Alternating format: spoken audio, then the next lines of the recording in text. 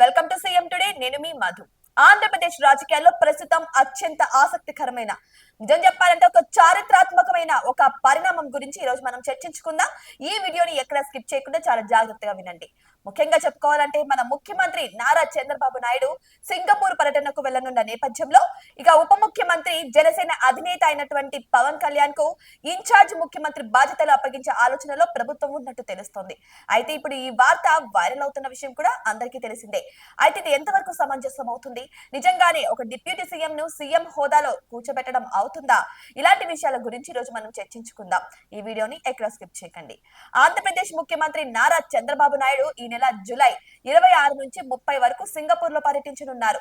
ఈ 5 రోజుల పాటు రాష్ట్ర పాలన వ్యవహారాలు ఎక్కడ ఆగకుండా ఇక సాఫీగా సజావుగా సాగేలా చూడ్డానికి ఉప ముఖ్యమంత్రి పవన్ కళ్యాణ్ కు ఇన్ఛార్జ్ ముఖ్యమంత్రిగా బాధ్యతలు అప్పగించాలని ప్రభుత్వం తీవ్రంగా పరిశీలిస్తున్నట్టు తెలుస్తోంది. అయితే ఈ వార్త ఇప్పుడు బయటకు రావడంతోనే రాష్ట్ర వ్యాప్తంగా ముఖ్యంగా జనసేన శ్రేణుల్లో పెద్ద ఎత్తున చర్చకు దారి తీసింది.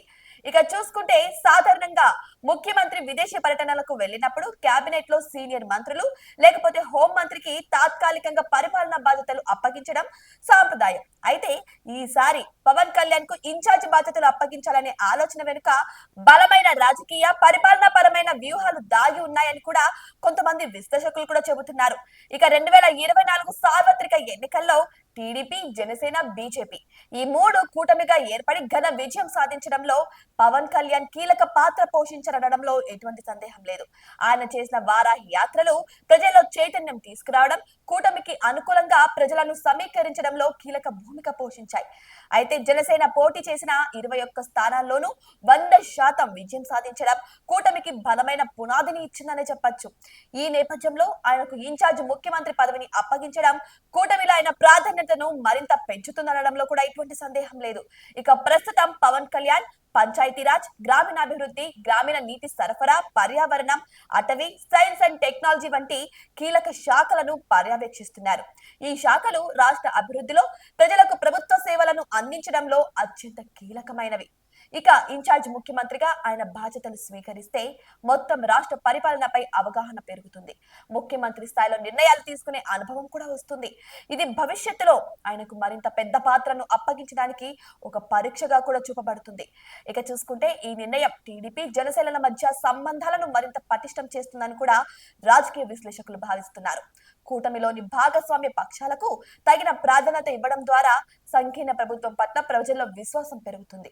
ఇది భవిష్యత్తులో ప్రభుత్వ స్థిరత్వానికి కూడా దోహదపడుతుందని చెప్పడంలో ఎటువంటి సందేహం లేదు. ఒకవేళ పవన్ కళ్యాణ్ ఇన్ఛార్జ్ ముఖ్యమంత్రిగా బాధ్యతలు స్వీకరిస్తే ఆయన ముందు కొన్ని సవాళ్లు కూడా ఉంటాయి. అదే సమయంలో గొప్ప అవకాశాలు కూడా ఉంటాయని చెప్పొచ్చు.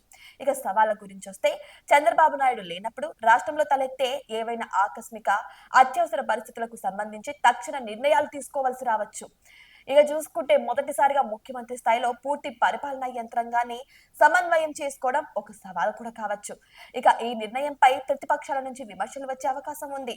వాటిని సమర్థవంతంగా తిప్పికొట్టేలా ఉండాలి ఒక నాయకుడు అంటే.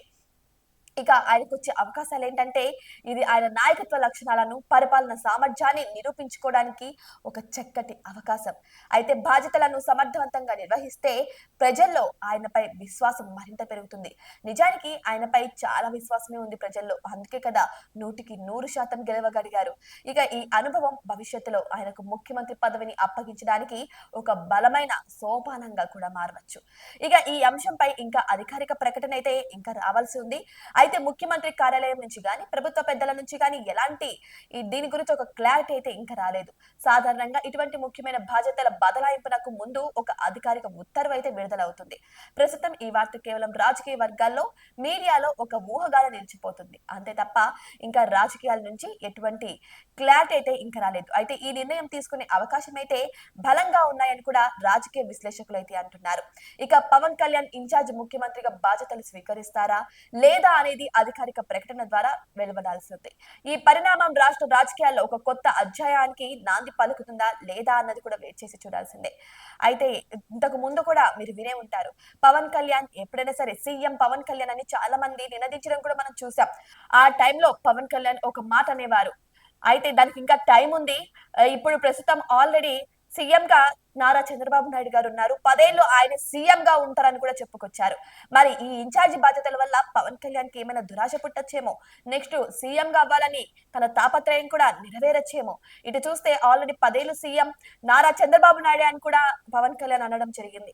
మరి చూద్దాం ఈ డిప్యూటీ సీఎం ఇక ఇన్ఛార్జ్ ముఖ్యమంత్రిగా అవుతే ఎటువంటి పరిణామాలు చోటు చేసుకుంటాయో. ఒకవేళ ఇదే నిజమైతే రేపొద్దున రాజకీయాల్లో ఇంకా రసవత్తరంగా మారే అవకాశాలు కూడా ఉన్నట్టు తెలుస్తుంది. మరి మీకేమనిపిస్తుంది? ఇన్ఛార్జ్ బాధ్యతలని పవన్ కళ్యాణ్ కి అప్పగిస్తే కరెక్టే అంటారా? దీని ద్వారా ఇంకేమైనా పరిణామాలు చోటు చేసుకునే అవకాశాలు ఉన్నాయంటారా? మీ అభిప్రాయాన్ని కామెంట్ బాక్స్ లో కామెంట్ రూపంలో తెలియచేయండి. ఇటువంటి మరిన్ని అప్డేట్స్ కోసం మా ఛానల్ ని సబ్స్క్రైబ్ చేసుకోండి.